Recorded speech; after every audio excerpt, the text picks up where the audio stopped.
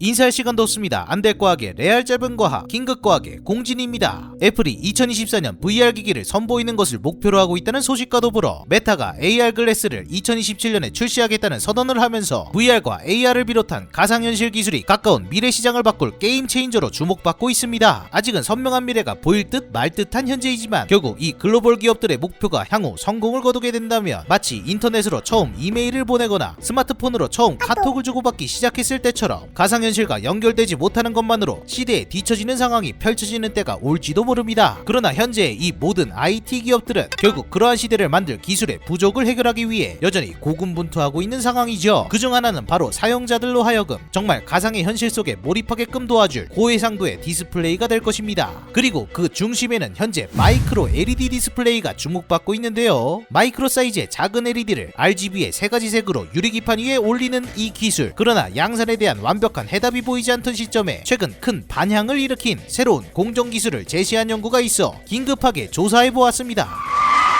산소와 습도에 취약한 유기물질로 이루어진 OLED 디스플레이 대신 집안에 있는 LED 전등을 아주 작게 빨강, 초록, 파랑으로 만들어 디스플레이를 만들면 어떨지 생각해봅시다. 유기물이 아니니 더 오랫동안 안정적으로 동작할 것이고 작은 LED 칩들을 계속 이어붙이면 베젤이 없는 디스플레이에서 더 나아가 거대한 디스플레이도 만들 수 있을 겁니다. 실제로 이제는 세계 곳곳에 있는 공항을 방문해도 그러한 LED 기반의 디스플레이를 쉽게 볼 수 있는 시대가 되었죠. 그러나 가까이 들여다보면 여전히 영락없이 너무나 큰 LED 칩이기에 우리가 사용하는 스마트폰이나 노트북 혹은 VR 기기 같은 가상현실 기기에 사용하려면 훨씬 더 작은 사이즈의 LED 칩을 만들고 그 칩들을 더 조밀하게 이어붙여야 하겠죠. 이러한 목적으로 연구되고 있는 기술이 바로 마이크로 LED 기술입니다. 문제는 그렇게 작은 LED 칩을 RGB에 각기 다른 색으로 조밀하게 이어붙이는 것은 더 이상 사람이나 기계의 손으로는 불가능하기 때문에 새로운 공정기법이 필요하다는 것인데요. 그뿐만 아니라 기존 디스플레이만큼 조밀하게 이어붙이려면 LED 칩을 제작하는 바탕인 값비싼 웨이퍼가 많이 필요하기 때문에 그만큼 가격도 비싸진다는 단점이 있습니다. 먼저 마이크로 크기의 LED 칩을 각각의 픽셀로 성장시키고 이어붙이기 위해 제시되었던 가장 유망한 방법 중 하나는 바로 스탬프 형식으로 찍어서 옮겨 붙이는 방식이 있었습니다. 그러나 이러한 방법은 중간에 소실되는 픽셀들을 만들기 쉬울 뿐더러 고해상도 디스플레이를 만들기 위해 높은 밀도로 픽셀을 오밀조밀하게 붙이는 것에는 한계가 있을 수밖에 없었죠. 이러한 문제를 해결하기 위해 연구진들은 패턴되지 않은 LED 층 전체를 레이저로 뜯어내 옮겨 붙이는 방식을 제안했습니다. 문제는 말 그대로 레이저의 힘으로 뜯어내는 것이기 때문에 LED 한 층의 두께가 너무 얇아서는 안 된다는 것이며 또한 떼어낸 후 그 값비싼 웨이퍼는 다시 사용할 수 없이 버려진다는 것이었습니다. 게다가 이렇게 떼어낸 층의 두께로 인해 픽셀의 사이즈를 줄이는 것은 즉 고해상도의 디스플레이를 만드는 것은 매우 어려워졌죠. 그러던 그때 과학계에서는 생각지도 못한 질문이 등장하기 시작했습니다. LED 층은 무조건 웨이퍼 기판의 표면에서만 성장할 수 있을까? 아니면 기판 위에 얇은 다른 층을 먼저 올리고 그 위에서 LED 층을 성장시킬 수는 없을까? 그렇다면 이렇게 만들어진 LED 층을 기판으로부터 쉽게 떼어낼 수 있지 않을까? 이러한 질문에 대한 결과는 실제로 이루어졌습니다. 대표적인 예 중 하나로 2012년 네이처의 논문을 살펴보면 일본 NTT 연구소의 연구진들은 사파이어 기판 위에 얇은 헥사고널 보론 나이트라이드 즉 HBN 층을 올리면 그 위에서 반데르발츠 힘에 의해 LED 층 중 하나인 고품질의 갈륨 나이트라이드 층을 성장시킬 수 있다는 것을 발견했습니다. 이러한 성장을 반데르발츠 에피텍시라고 하죠. 그리고 이 HBN 층 간에는 서로 약하게 결합되어 있기 때문에 특별한 손상 없이 LED 층으로부터 쉽게 떼어내어 디스플레이를 위한 유리기판과 같은 투명 기판에 쉽게 옮겨질 수 있었습니다. 그렇습니다. 이제는 얇게 성장된 LED 층을 기판으로부터 마치 판박이 스티커를 떼어붙이듯 쉽게 다른 기판으로 옮길 수 있게 된 것이죠. 2016년 APL 논문에서는 조지아텍의 연구진들이 이러한 반데르발츠 에피텍시 방법을 이용해 2인치 크기의 웨이퍼에서 성장시킨 얇은 반도체 층이 일반적인 금속 테이프를 이용해 떼어낸 후에도 표면에 대한 손상이나 성능에 대한 변화가 거의 없이 반도체의 성능을 유지할 수 있음을 보여주었습니다. 자, 이제 과학계에서는 또 다른 질문이 등장하기 시작했습니다. 예를 들어 자석위에 얇은 종이를 올려도 종이가 너무 얇은 나머지 여전히 철가루가 붙는 것처럼 웨이퍼 위에 아주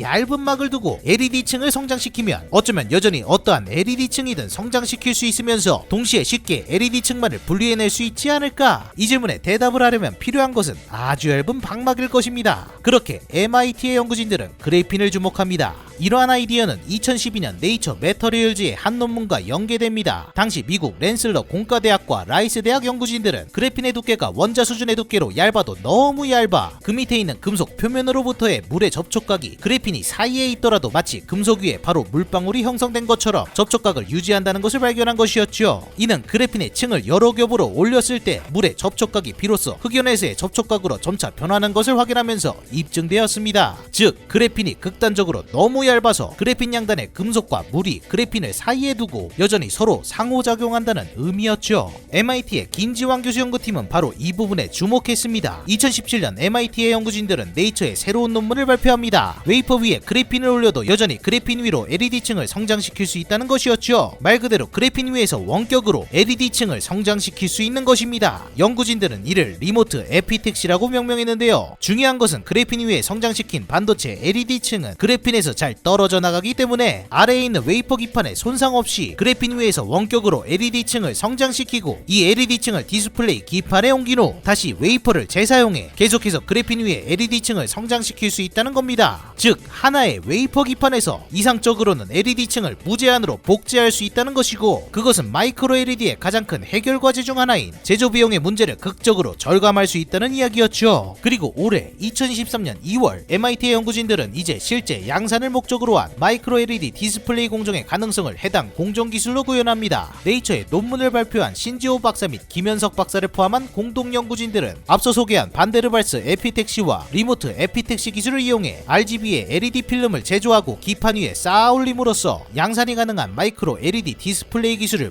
보여주었습니다. 이러한 적층 방식의 경우 RGB 픽셀이 수직으로 겹쳐져 있기 때문에 빛 자체의 에너지가 높은 블루 LED의 빛이 그린이나 레드 LED에 흡수되어 다시 원치 않는 다른 색의 빛으로 나올 수 있기 때문에 연구진들은 각 RGB LED층 사이사이에 특정 색을 흡수하는 층을 추가하여 색순도를 높이는 데 성공했습니다. 반면 이렇게 수직으로 쌓인 RGB 픽셀은 결국 기존 평면 디스플레이 이상의 RGB를 구현했던 상용 디스플레이에 비해 3배 더 높은 해상도를 가질 수 있기 때문에 눈앞에 디스플레이를 가져다 대야만 하는 가상현실 기기와 같은 고해상도 디스플레이에서는 더 좋은 성능을 구현할 수 있을 것입니다. 이러한 수직 적층형 LED 픽셀을 통해 연구진들은 다양한 색을 한 픽셀에서 표현하는 것을 보여주기도 했죠. 심지어 해상도는 지금까지 보고된 것 중 가장 높은 5100 ppi의 픽셀 밀도와 4마이크로미터의 가장 작은 픽셀 크기를 달성하는 풀컬러 마이크로 LED 디스플레이를 구현하는 데 성공합니다. 이후 성공 가도를 이어가던 연구진들은 고작 한 달이 지난 3월 네이처 나노테크놀로지의 또 다른 논문을 발표하는데요. 이러한 원격 에피텍시 기술이 굳이 하나씩 그래핀 위에 LED층이나 기타 반도체층을 성장시키고 옮기는 과정을 거쳐갈 필요 없이 그냥 만두가게 사장님처럼 계속해서 반도체층을 쌓아 올린 다음 마치 깍휴지에서 휴지를 뽑아 쓰듯 하나씩 반도체층을 떼어다 쓰는 것도 가능하다는 것을 보여주기도 했습니다. 정말 이 정도면 방막 반도체 공정의 새로운 혁명이라고 해도 과언이 아닌데요. 최근에 이 논문들은 마이크로 LED 디스플레이를 만드는 놀라운 접근 방식을 보여주었지만 기존 디스플레이 기술에서 중요한 다른 요소가 하나 더 있다면 픽셀 하나하나를 빠르게 스위칭하는 방막 반도체 트랜지스터 기술 역시 이러한 방식을 이용해 더 좋은 반도체를 방막으로 활용할 수 있게 되면서 어쩌면 또 다른 세대 교체가 가능할 수도 있지 않을까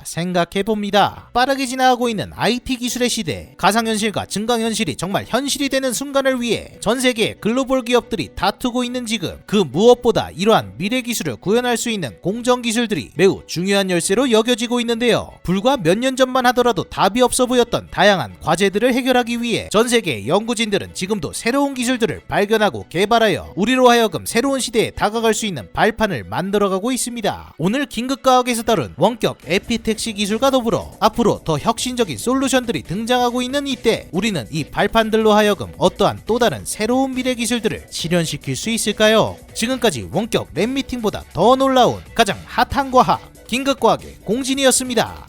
지금까지 보시고 도움이 되셨다면 아래에 댓글 꼭 남겨주시고요. 그리고 잊지 마시고 구독과 좋아요 꾹 눌러주시기 바랍니다.